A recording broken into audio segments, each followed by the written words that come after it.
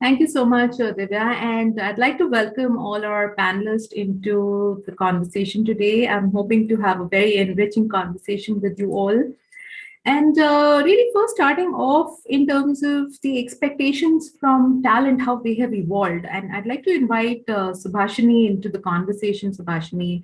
And what, in your view, is the perspective on how employees' expectations have evolved during the pandemic? And what are some of the expectations of the external and the internal talent from your organization? Thank you, Priyanka. Indeed, a good keynote, which sort of covered end-to-end everything. But let me just sort of take out in those specifically what we have seen is the evolving, engagement expectations from our employees.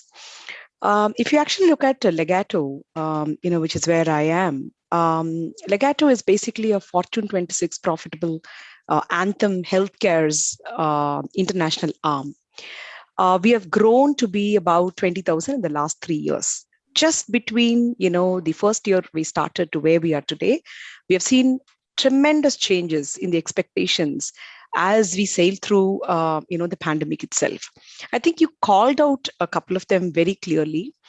The basic is, one would expect that the organization is profitable, it's purposeful and things like that.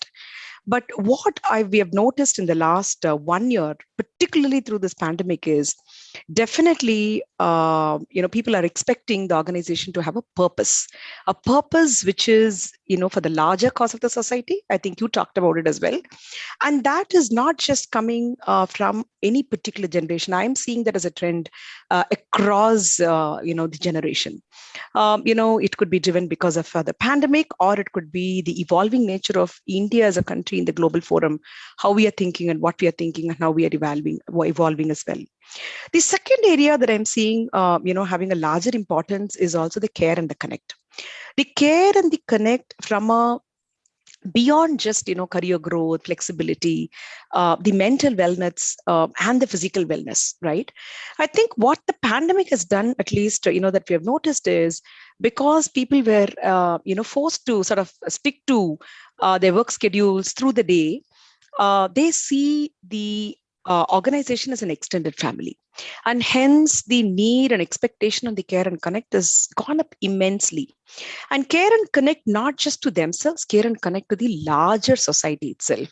I could actually call out that when the whole pandemic took a turn in the wave two, not only, of course, many organizations extended a lot of support to their employees, but when we extended the support to the government hospitals to build additional capacity, in both Bangalore and Hyderabad, because cities were bleeding, we could clearly see that the kind of response we got from our employees in terms of contributions, in terms of connect, went up multifold.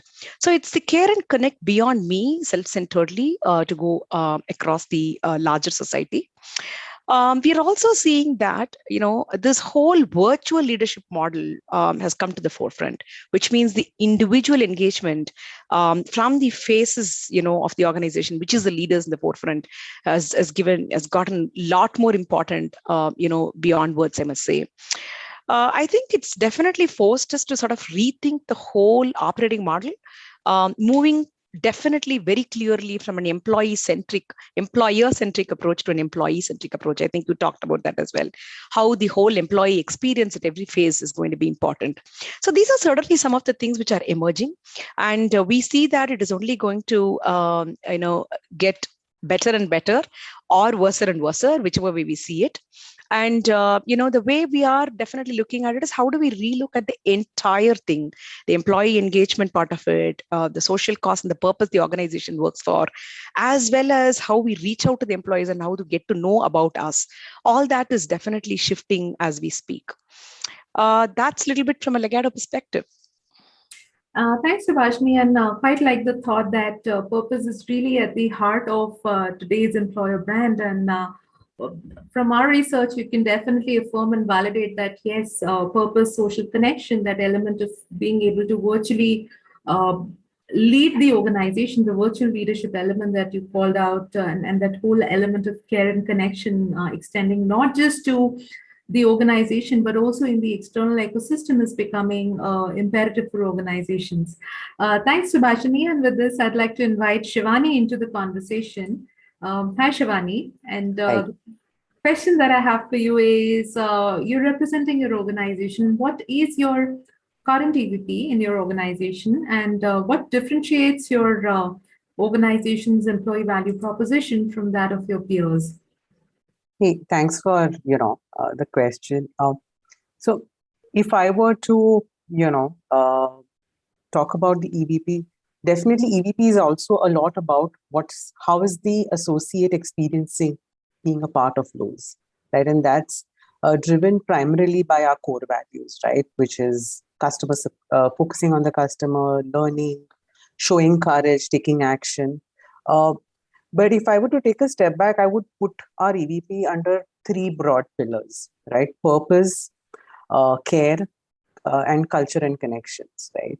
Uh, the way we look at purpose is, are we being able to offer exciting work? Is there a purpose in the kind of work that the associate is able to, do? During the pandemic, for us as a business, Lowe's is a home improvement retail chain in the US and Canada, right? Because so many of our customers were at home, they really spent a lot on home improvement. So business really did well. So which meant that there's some fantastic kind of work that our teams here in India got to do, right? Just to give you an example, and also being able to contribute to that business growth, right? During the pandemic, our .com sales grew by almost 120%. So having the opportunity, whether it's the technology team or the merchandising team, to be able to contribute to this kind of growth is phenomenal, right? Care, also going back to the point that Subhashini made, the way we look at care is how we care for our associates as well as how do we care for our communities, correct? Through the pandemic, of course, we've done a lot of stuff for our associates in terms of how we support them, but also how we support their families, right? Through difficult circumstances, whether even in some unfortunate cases, how have we supported associates' families when they have had, have had to be in, very difficult situations. The CSR piece also comes out in terms of how we supported our communities in terms of giving back medical equipment, healthcare support.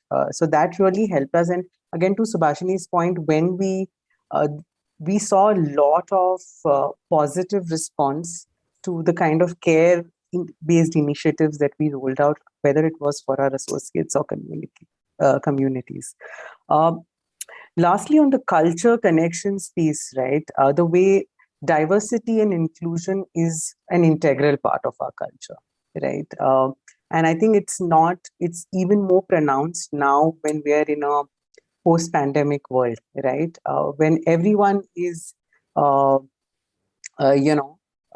in one location. How are you being inclusive of someone who's in a difficult situation right now? Because you're not meeting them in person, right? Also, how are we looking at our culture from a top-down perspective, right? How are we enabling our leaders to be able to build that culture and ensure that our associates are experiencing that culture? That's a very integral part of how we look at providing a unique value proposition to our associates. And I'll just round up I think one thing that I think it's also the perspective with which we look at the EVP, right? Like I said, we're a home improvement firm. Our brand promise to our customers is how we help you build a better home, right? So for our associates, it's like, how do we make Lowe's a better home for you, right? Where you can come and thrive and grow and feel cared for. Thanks, Shivani. And like the thought of interlinking your customer brand and employer brand and living up to the brand promise.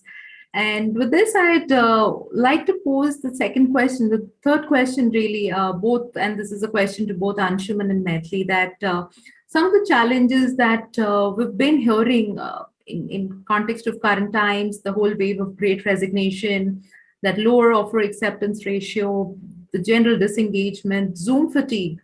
Could you share some of the unique initiatives from your respective organizations which you've taken as part of enhancing and disseminating your EVP? And maybe starting first with Maitli and then Anshuman, if you could also share some perspectives from Intuit. Thank you, Priyanka, for that question. So it was very interesting to hear Shivani's perspective because completely in contrast with the business of loaves, which did really well during the COVID crisis, the travel industry was the worst hit. And pretty early on, in fact, right when Corona began early last year. So our challenge was slightly unique in terms of the fact that, yes, like both Subhashini and Shivani mentioned, that our employee value proposition also puts people at the center of everything we do. But having said that, it was very important for us to look at engaging with our people to make sure that they are motivated, they know that there is exciting work coming, and keeping them constantly in the know with what was happening.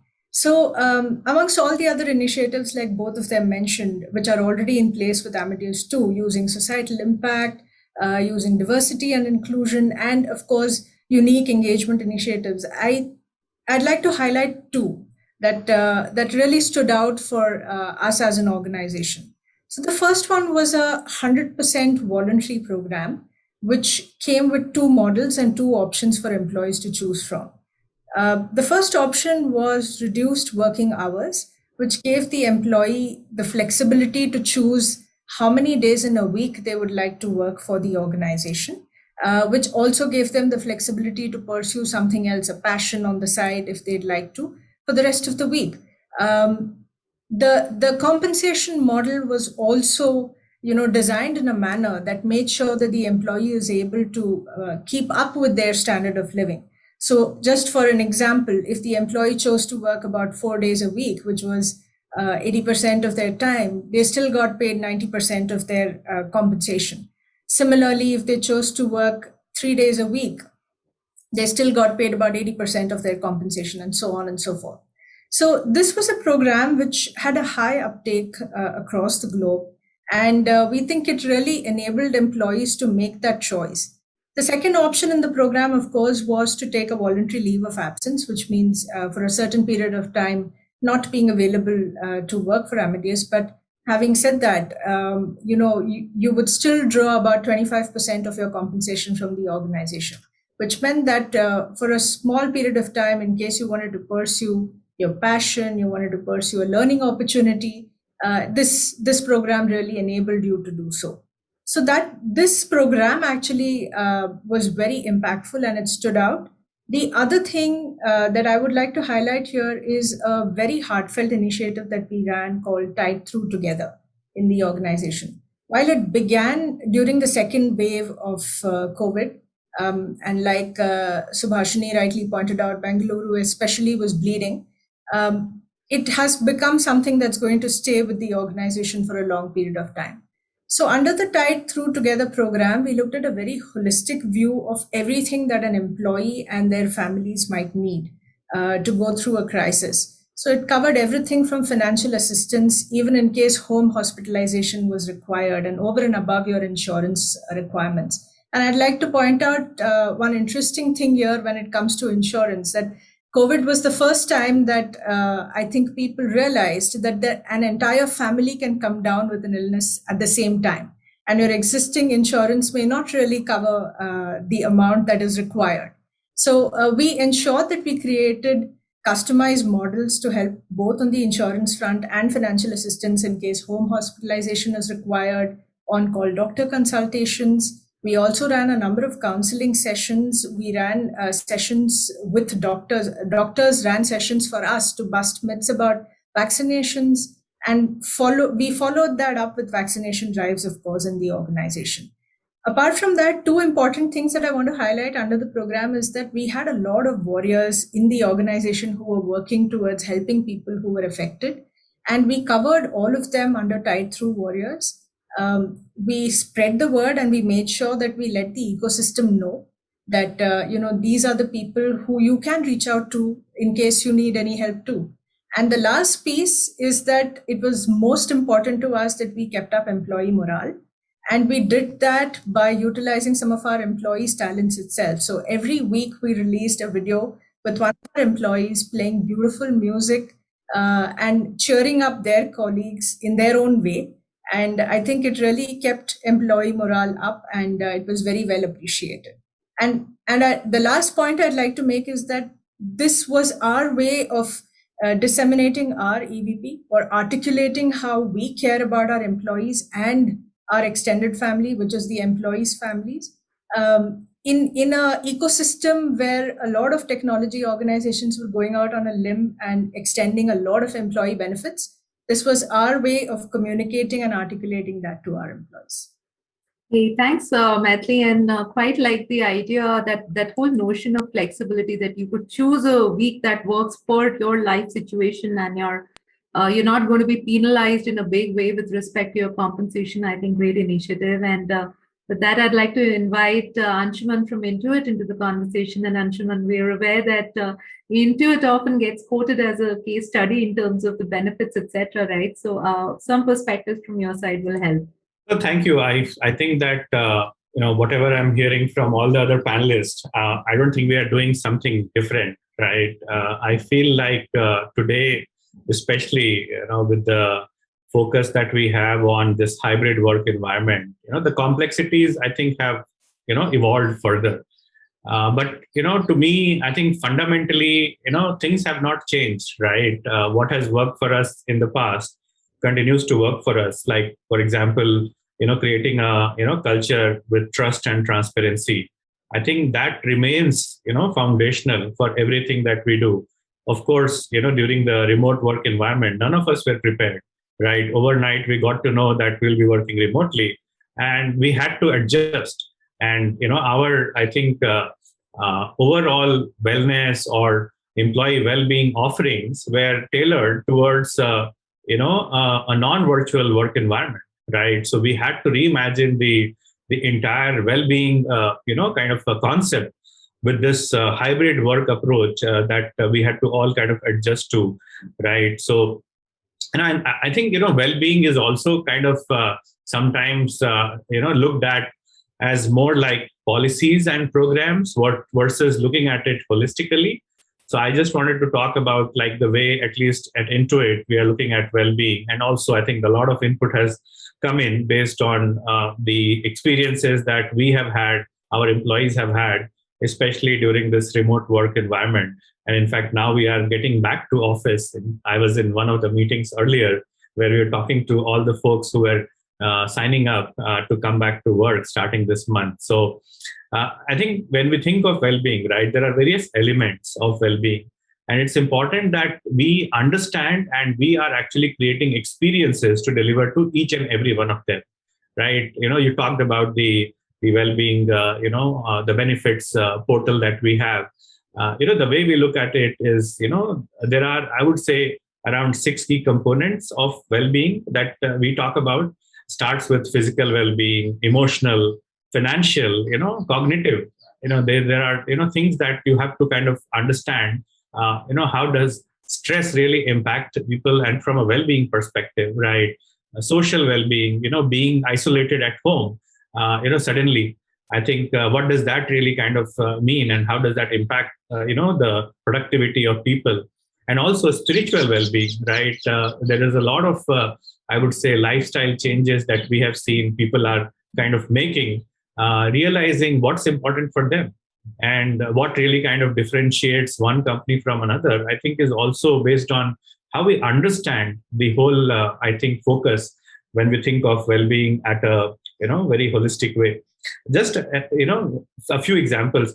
But as I said, right, I think the whole focus that we have is to create a culture of trust and transparency, right? And our employee value proposition or talent value proposition, has evolved, I would say, but not changed, right? We want to create an environment where our employees can do the best work of their lives and bring their whole self to work. That has not changed, right? And I think that commitment that we have made, towards employee well-being, employee success, right? Creating careers that really kind of inspire. That remains the focus still. So I think what we have learned from the situation, especially the virtual work environment, is that we have to think of all of our employee experiences holistically with a hybrid work environment in mind. Right. Anshuman, quite like that thought of almost 60 dimensions of wellness. And that's something I'm really curious about. And maybe I'll definitely connect with you offline to just understand how your organization is reevaluating, reimagining wellness, like you said.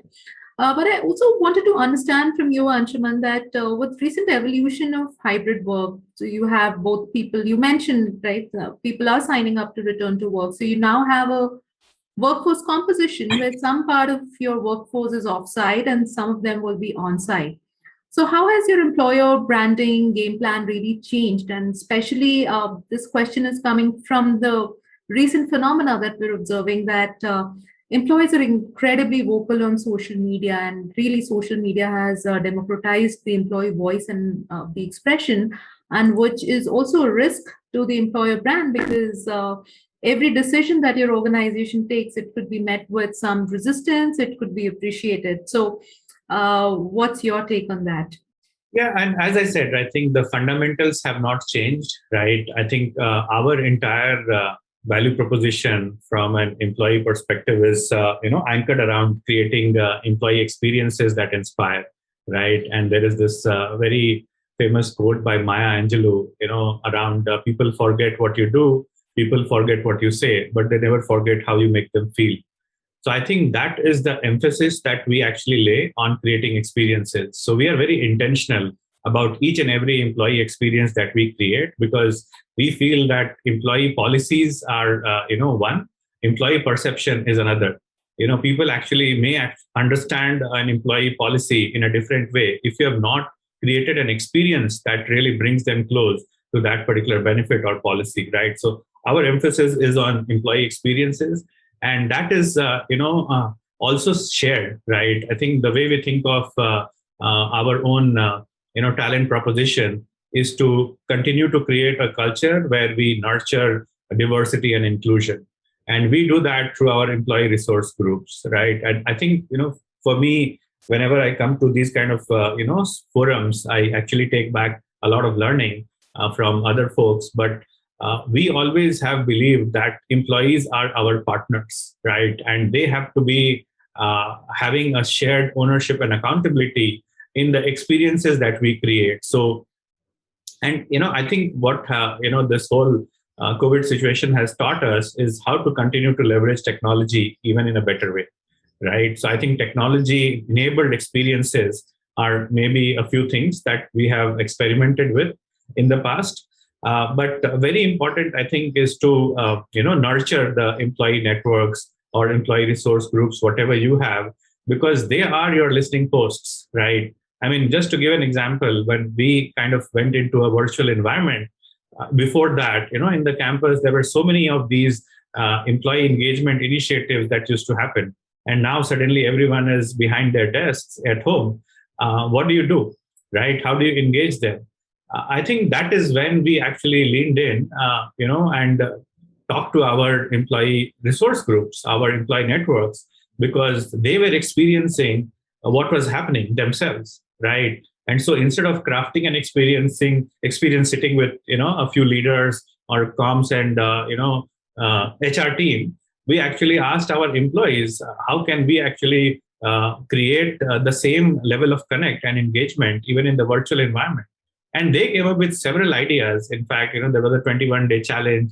We never used to look at Slack. We always had Slack, but it was more like a one-to-one kind of conversation collaboration tool. And they leveraged Slack to create a lot of virtual experiences amongst themselves by tagging each other, talking about, how do you create, what new habit have you developed in the last 21 days? I think the 21 days was because that was the first lockdown in India for that duration. So, I think they come up with very unique ideas, which some of us may not even think about. And, these things work because they have committed to it. They have come up with it.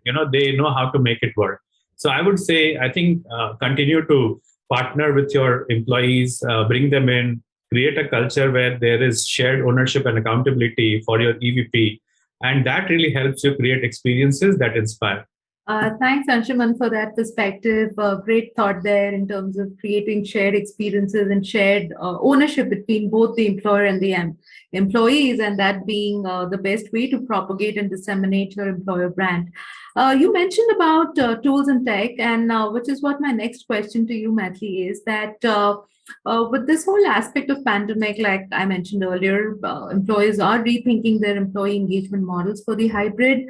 And since we are on this topic of tech, could you walk us through some tools or platforms or tech enablements that you have employed to cater to the needs of your on-site and remote workforce? And most importantly, how have the communication charters at your organization evolved? Sure. Thank you, Priyanka. Very important question for this narrative. And I'd like to step back take one step back and say that how do we perceive employee expectations, or what does an employee want from organizations these days? Now, I have put it into three buckets. One is that they want choice. So they want choice to consume learning opportunities the way they'd like. They want choice to attend, engagement events that they prefer to. They'd like to also have choice to attend office on days that work for them, so on and so forth. Right. So the first important piece is to look at choice. The second important piece is to look at trust. Employees expect that their employer trusts them to deliver excellence, to work hard, to be productive, whether they're working in office or at home, and the employees demonstrate that trust to employees too. And the third last piece, which is perhaps the most important here, is giving employees the technology that enables them to deliver their best, right?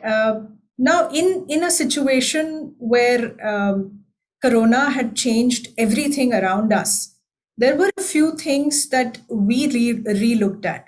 So, for example, apart from the usual tools that anyway we use in our daily work, which is MS Teams and Zoom, etc., one key example that I can give you is that our entire campus program had to go virtual, just like Anshuman mentioned. And currently, we run our entire campus selection process on the FaceCode platform offered by Hacker Earth. Apart from that, I'd also like to give you an example of a key initiative we run in our organization, which is called Chai and Why. Basically, this is an initiative where anybody in the organization can walk up and book 30 minutes with any leader, whether they work in their domain, report to them, they're in their line of authority or no. But they can go and connect with them, have a cup of tea, and discuss anything that they'd like to with that leader.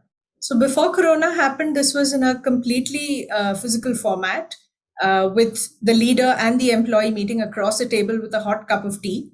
And now, as soon as Corona happened, it didn't take us very long to switch onto the virtual mode of tea. The only virtual mode of chai and why. The only drawback there was that everybody had to make their own chai. Thing there. But in terms of the tools and technology, so we did generate a few internal tools where we created a volunteer workforce within the Tide Through program, who was looking at an entire workflow in the case of a crisis, or how we can enable employees with information before a crisis could strike too. So within that program, we did create a COVID case tracker, which was an internal tool. We did create a vaccination tracker to understand how many employees have been vaccinated and their family members under the Amadeus vaccination program. Apart from that, of course, like I said, we have been using MS Teams and Zoom, and our focus primarily has been on optimizing the utilization of tools that we already have.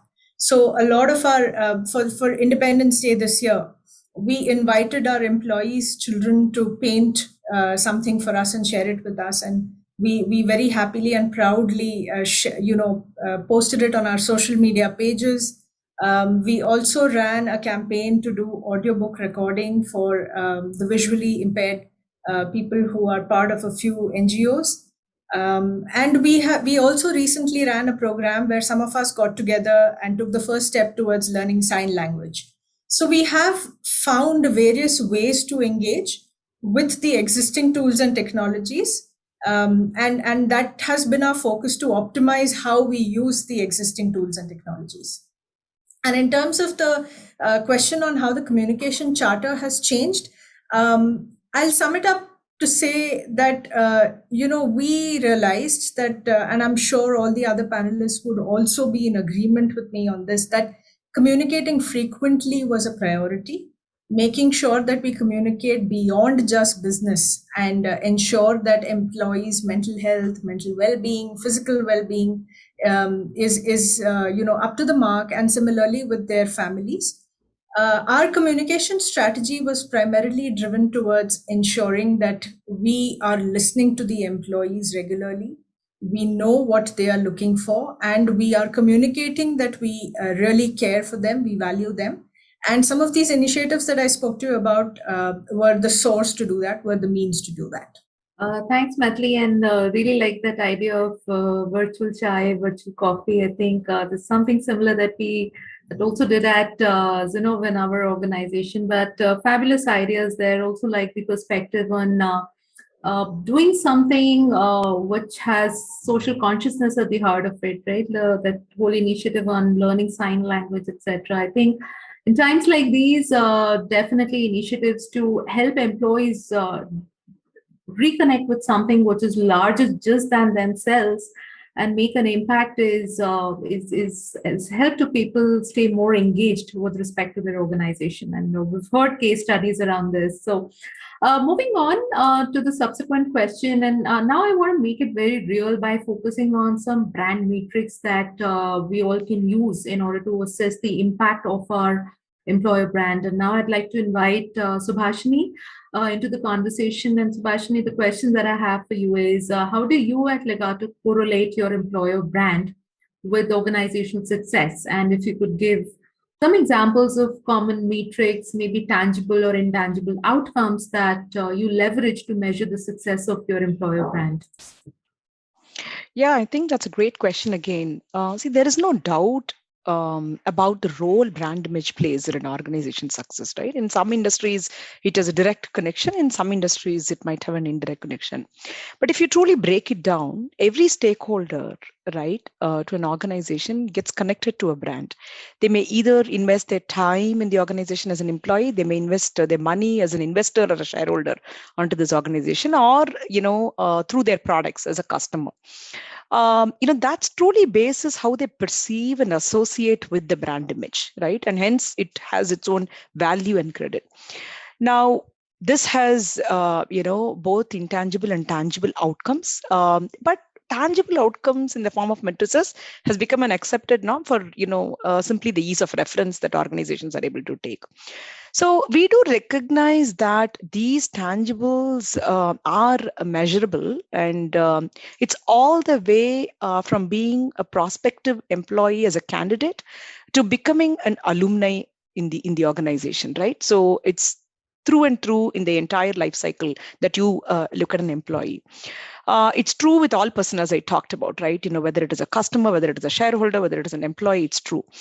What we do is to look at the entire life cycle end to end, like I said, and identify moments that really matter to them and capture those moments, the responses in the form of surveys. There are various approaches, right? I mean, it can be a survey, it can be appreciative inquiry, it can be passive actions that give us some clues, which is all, AI driven and so on and so forth.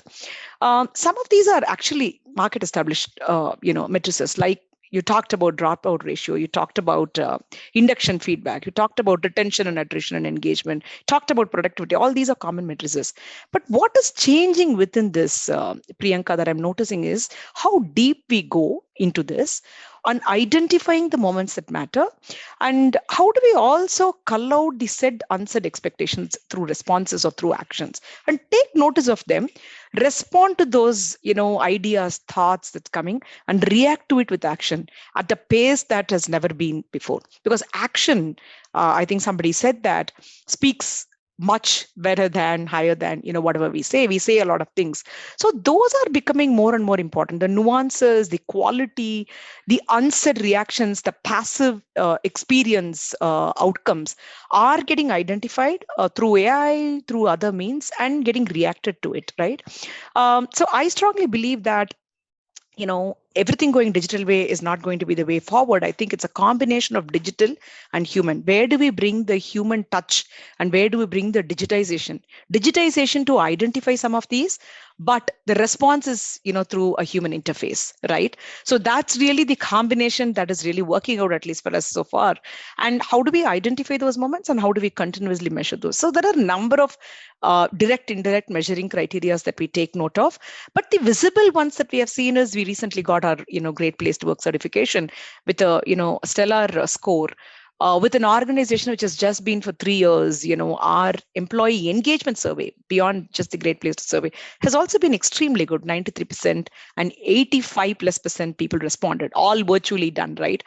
So an organization of this size and the kind of response we have got tells us a lot of these things, but these are visible measures.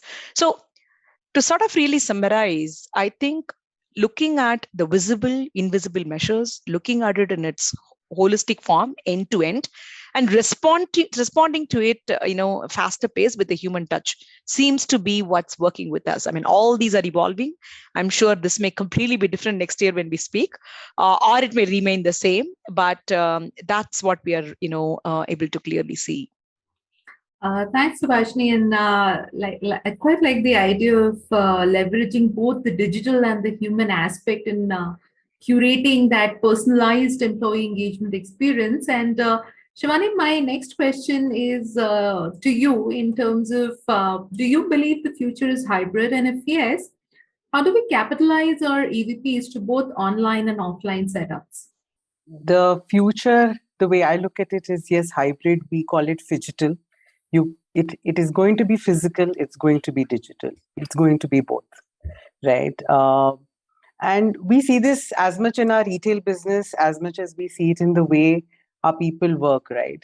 The way I see the EVP is not really going to change, whether it is for our associates who are in office or not in office working virtually, right? It's going to be the same for everyone.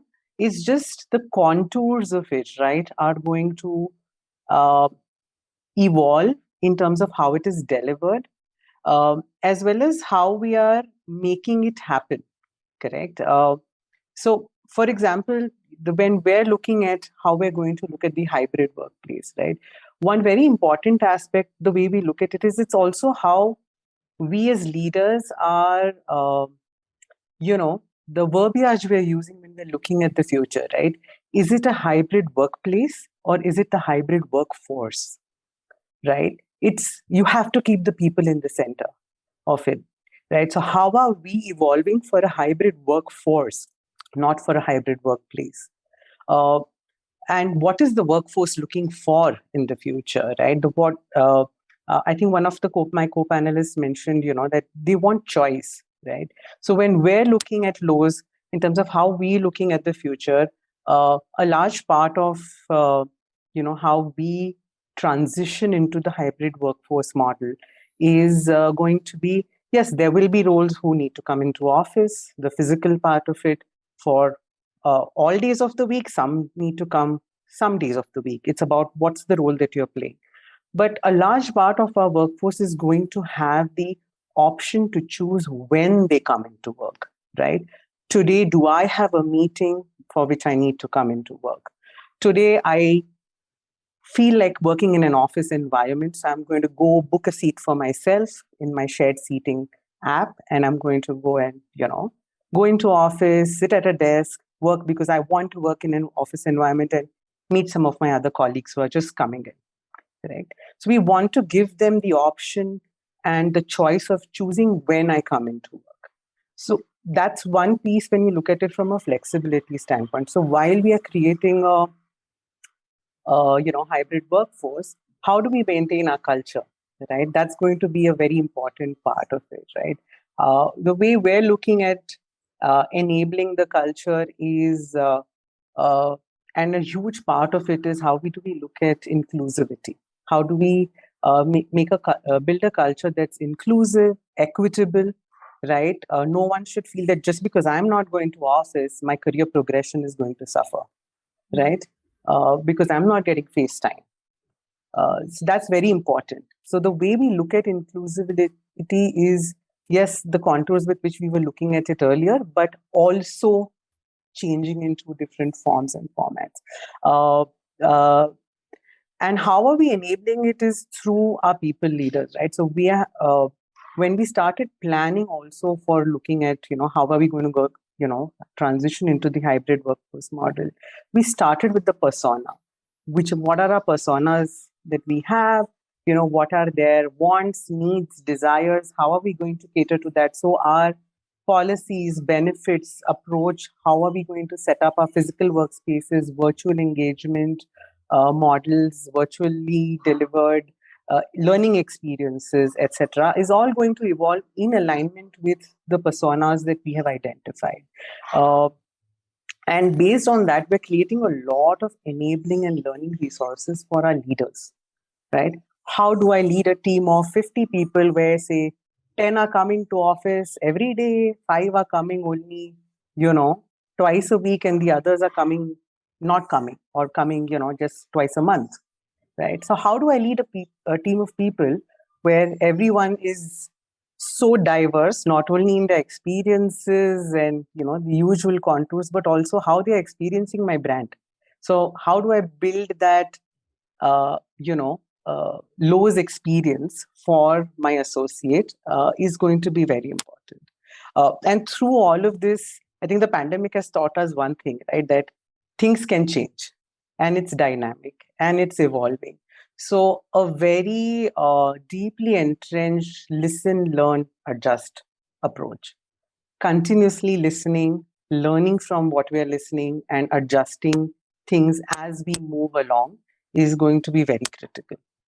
Thanks, Shivani, for that perspective. And persona-based engagement, which is really personalizing and humanizing your brand beyond just, like you said, just the policies or the physical spaces, and really keeping inclusion at the core of everything. Some good pointers there. And with this, I'd like to come to Anshuman for the next question, which is that, Anshuman, in your view, now that you've incorporated some new employer branding strategies in your organization, uh, have you had any tangible improvement in the organizational performance metrics? And if so, could you walk us through an example of how strengthening your employer brand has actually led to some business outcomes at Intuit?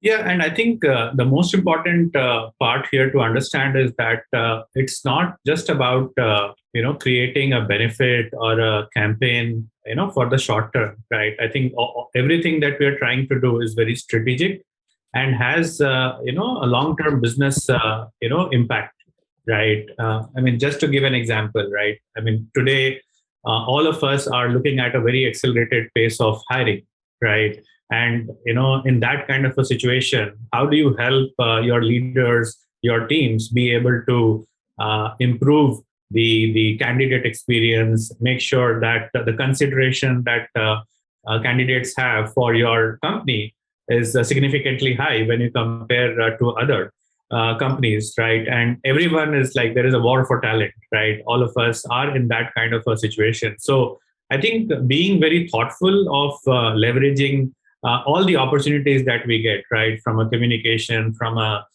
experience perspective is very, very important. So I would say it's not a good to have, it's a must have, right? The focus on creating these experiences at scale and being able to, not just stay relevant internally, but also externally.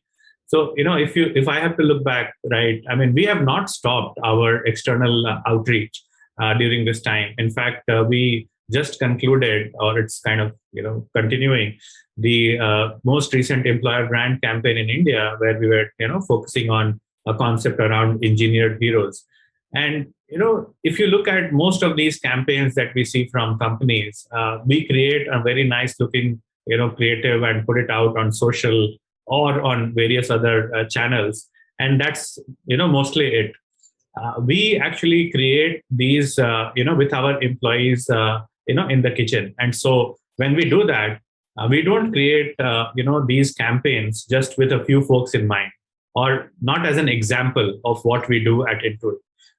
We create these experiences so that everyone can participate, right? So the extension of the campaign was we asked each and every employee, all the engineers, to create their own impact cards. So, earlier I talked about technology, right? I think you have to, create technology enabled solutions where everyone can participate, right? Otherwise, there is this, the fear of missing out. I see, someone from my team being featured in the social posts across all the mediums. And then suddenly I'm like, hey, why am I not there? It actually creates disengagement versus engagement, right? So I think we have to look at all these, from the eyes of our employees and make sure that they have a way to engage with the brand the same way anyone else has within the organization. So there is this whole, the creative, concept of fairness at scale, right? So even to kind of become the face of the campaign or the brand, I have the same opportunity like anyone else. And I think you have to create that. You have to democratize that whole experience, and that's something that we really kind of go after. And we have almost more than 50% of our entire workplace has created their own impact cards and have shared it on their social channels, right? And so it's kind of optional, but it gives you a kind of a sense of responsibility that you carry the ownership of taking this brand out.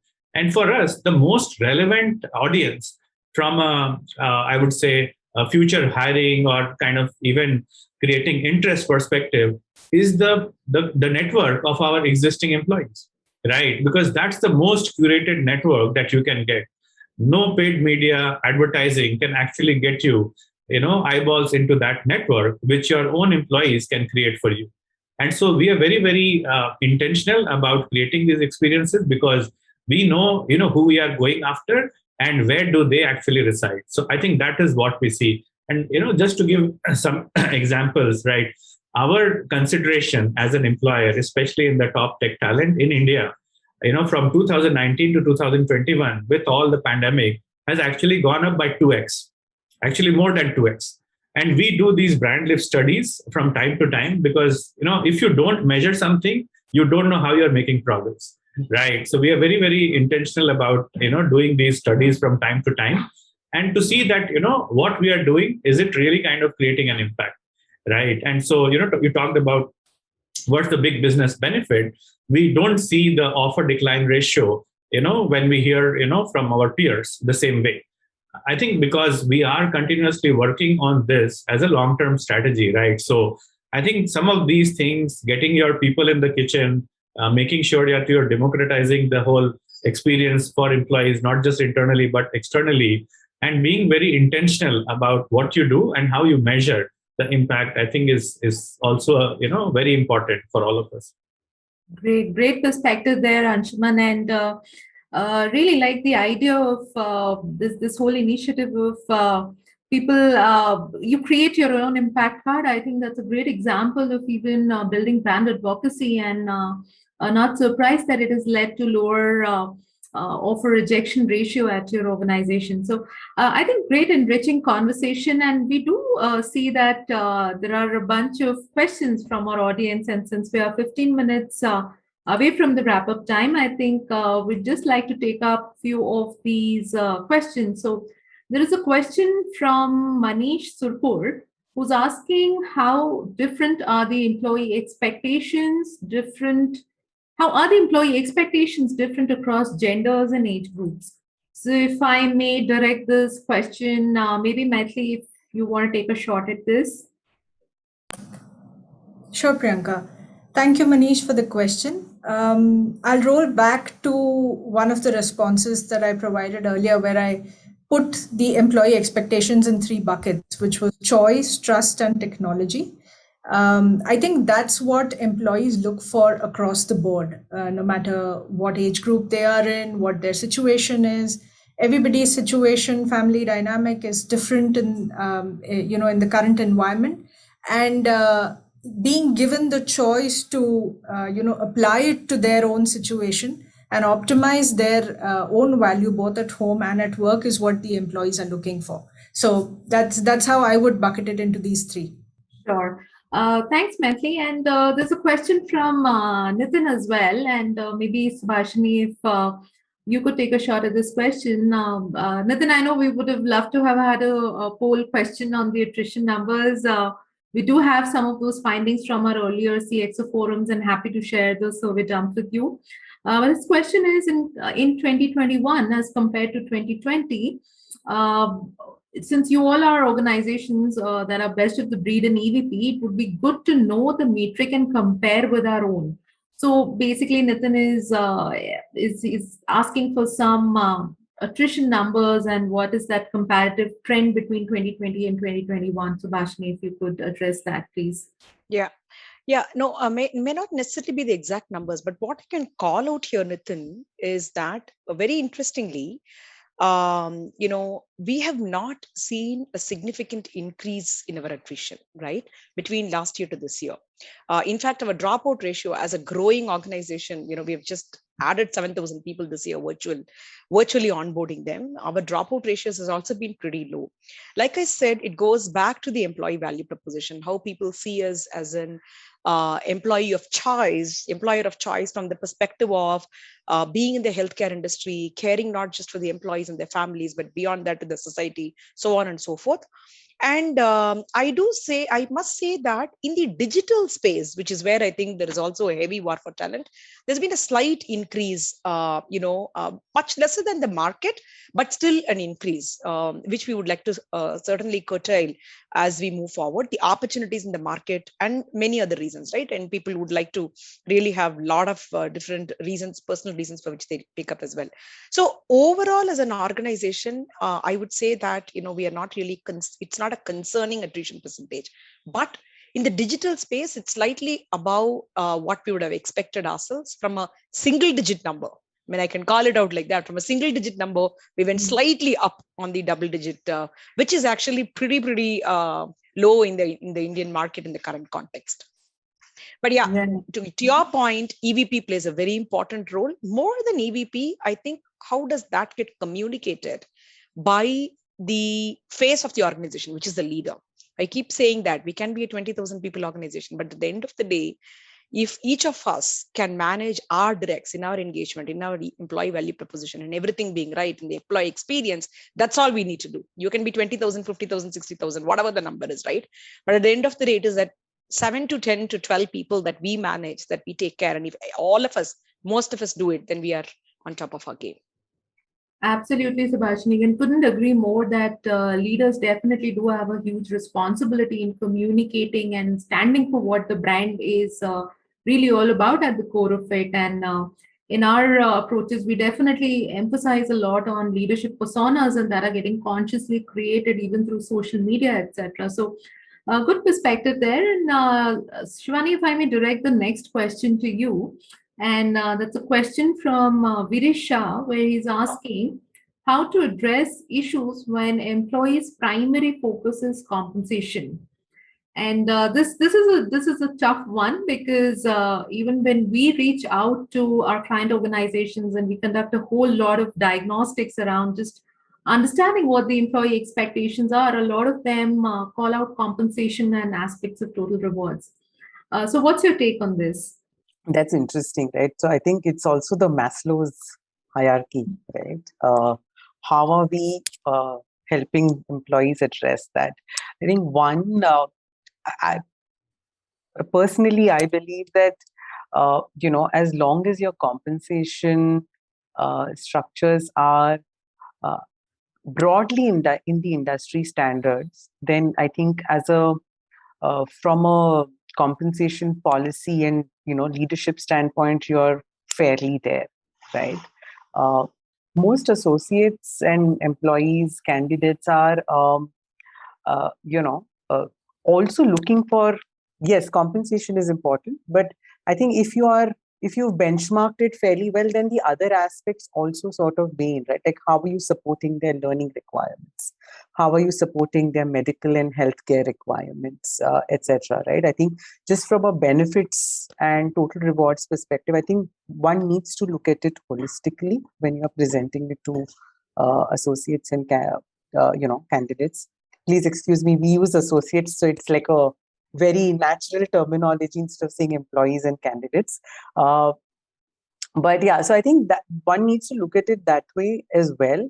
And then, of course, there are a lot of the other intangibles, right? In terms of, am I liking the team that I'm working with? And, going back to Subhashini's point, uh, I personally know of and I've heard of so many people are saying it's okay if I'm getting a little less here, but I like the team I'm working with. I like the culture I am a part of, right? I'm getting to do great work. I am learning a lot, right? I think those aspects do definitely play a role. I think compensation, and if I may say so, becomes a deciding factor if the other factors are not in place. So why should I even, work here if I'm not getting great work to do, if I'm not enjoying the people I work with, I'm not enjoying the culture, and I'm not also getting paid well? I might as well look for something else, right? I think compensation really is not the differentiator. It is, at the end of the day, the EVP, the experience that the associate is getting. Right, right.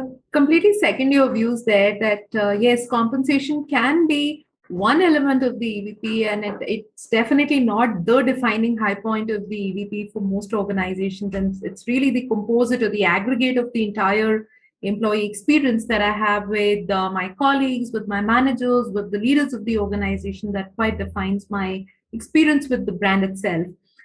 We have some more interesting questions, and there's a question from Namrata, which Maitli, if you may want to take a shot at responding to this. And Namrata says that most organizations, based on what we have seen, are laying their EVP around aspects like purpose, culture, connects, benefits, and flexibility.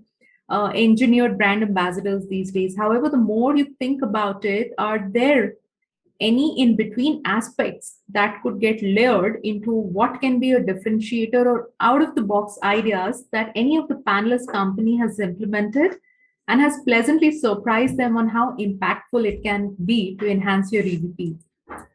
So if I can just synthesize, I think any out of box initiatives that you implemented, which you saw was really, which you didn't intend for it to impact your EVP, but you figured out that it's such a powerful driver for a positive employee experience. Sure. Thank you, Priyanka, and thank you, Namrata, for the question. So like I mentioned right in the beginning, of course, the voluntary program that we introduced for our employees was certainly something that we had not thought about or planned earlier, and it was a product of the COVID crisis. But it did pleasantly, boost employee morale and give them the confidence that they had a choice to make in terms of whether they wanted to go ahead or no.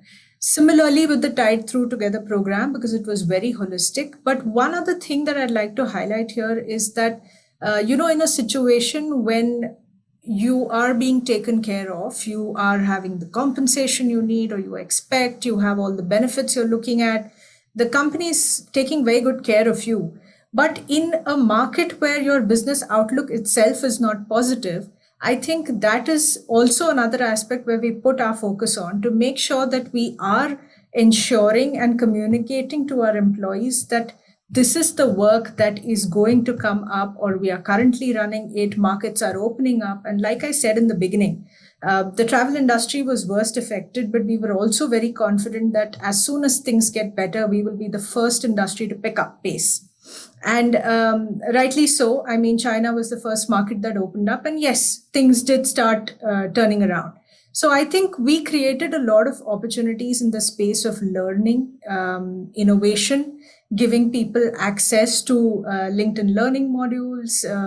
We tied up with Pluralsight. So in that period of, let's say, low activity, people were still utilizing their time well to upskill themselves and get prepared for what was coming, which we knew very well, and we were articulating it to our employees on a regular basis. So I'd say that was another piece which differentiated our EVP, because perhaps employees were not expecting that, considering the market outside and the fact that all other organizations are focusing on employee care and wellness initiatives. Apart from already focusing on all of that and societal impact, we also try to bring in an aspect that our business outlook is positive. Sure. Thanks, Maithili. And I know we're just around the wrap up time, and let's spice up the things a little bit and really wrap up on a high note. So, this is going to be a quick rapid fire question for all our panelists, right? Like coffee with current types. And the question is, if there is one metric that calibrates your employer brand right now, it is maybe starting with Anshuman. I would say employee ambassadorship. All right. Subhashini? Care and concern. Shivani? Employee pride. Great. And rounding up with Maithili? On a lighter note, our Glassdoor ratings. More seriously, Glassdoor ratings, yes, absolutely. More seriously, I think employee advocacy. So the number of posts that our employees are sharing on their own profiles is clearly communicating to us that there is a large amount of employee advocacy. Absolutely, and couldn't have hit the end on a higher note than that. That's the brutal fact of it. Glassdoor ratings do matter. That's as real as your brand perception gets really in the talent ecosystem. So with this, I'd like to conclude the conversation today, and thank you everyone, our panelists, as well as for the audience who had logged in for being part of this session. I think we had a lot of interesting takeaways. And Divya, if I may now hand it over to you for a closing note, please.